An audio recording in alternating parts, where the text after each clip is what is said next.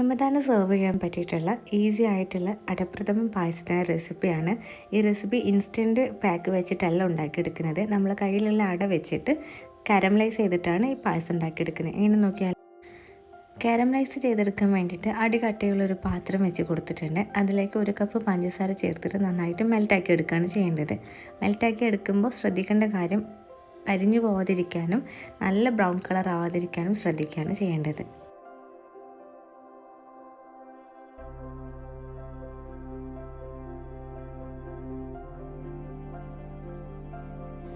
ഈ ഒരു brown colour ആകുമ്പോൾ അതിലേക്ക് 2.25 കപ്പ് പാലാണ് ചേർത്ത് കൊടുക്കേണ്ടത്. 2.25 കപ്പ് പാലെടുക്കാനുള്ള കാരണം 1/4 കപ്പ് പാൽ അത് നന്നായിട്ട് പാൽ തിളച്ച് കുറുകി വരുമ്പോൾ 2 കപ്പ് പാലായിട്ട് മാറും. അതിന് വേണ്ടിയിട്ടാണ് 2.25 കപ്പ് പാലെടുക്കാൻ പറയുന്നത്. കാരമലൈസ് ചെയ്തതിലേക്ക് പാലൊഴിക്കുമ്പോൾ കാരമലൈസ് ചെയ്തിട്ടുള്ള പഞ്ചസാര ഒരു കട്ടിയായിട്ട് വരുന്നത് കാണാം. അത് പേടിക്കേണ്ട ആവശ്യമില്ല. അത് പാലൊന്ന് ചൂടായി വരുമ്പോൾ അതിലേക്ക് നന്നായിട്ട് മെൽറ്റായി വരും.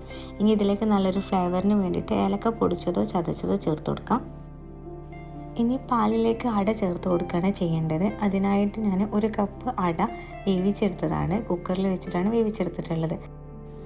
അട പാലിൽ ചേർത്തതിന് ശേഷം നന്നായിട്ട് പാൽ തിളക്കുന്നത് വരെ ചൂടാക്കിയെടുക്കുകയാണ് ചെയ്യേണ്ടത്. മധുരം ഒന്ന് ബാലൻസ് ചെയ്യാൻ വേണ്ടിയിട്ട് അതിലേക്ക് ഒരു പിഞ്ച് ഉപ്പ് ചേർത്ത് കൊടുക്കുന്നുണ്ട്.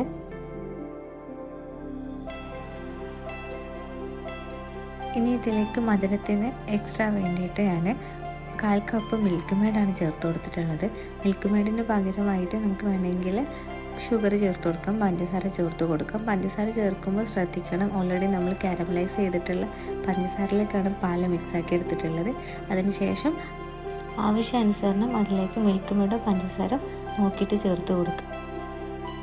ഇനി പായസത്തിലേക്കുള്ള കിസ്മിസും കാഷ്നട്ടും നന്നായിട്ടൊന്ന് വറുത്തെടുക്കുകയാണ് ചെയ്യേണ്ടത്. അതിനായിട്ട് 2 ടേബിൾ സ്പൂണിലേക്ക് കിസ്മിസും കാഷ്നട്ടും വറുത്തത് പായസത്തിലേക്ക് ചേർത്ത് കൊടുക്കുക. എന്നിട്ട് നന്നായിട്ട് മിക്സ് ആക്കിയിട്ട് സെർവ് ചെയ്യാവുന്നതാണ്.